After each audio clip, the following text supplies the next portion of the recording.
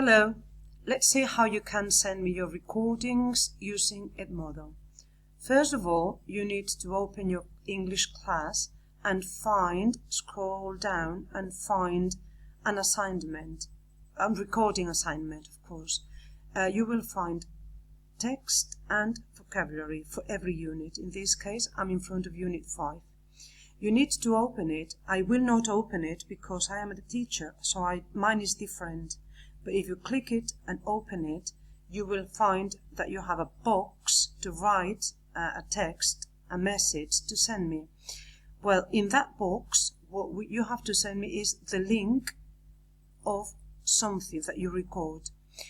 I say the link because you can do it online using this program I'm going to show you in a minute. But you can also do it recording your voice with your mobile. And then you include that file. You attach the file as if it was an email.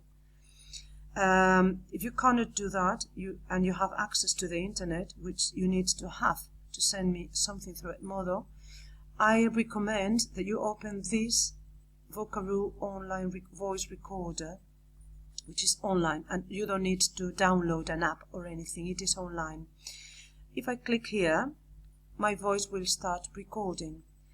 If it is the first time you do it, you might have to offer permission. You will have a little message here saying, do you allow us to use your microphone? And you say yes, and then immediately you will have this screen. So you click it, and now at this very moment I am recording. How funny is that? Right, I have recorded my voice and now I need to send it to the teacher. So save and share. If you're not happy with it, you can delete it, and then you will start again. The previous screen will appear. Let's do it. Yes, delete. Okay, so I can record again. Hello, I'm very happy today. So, share.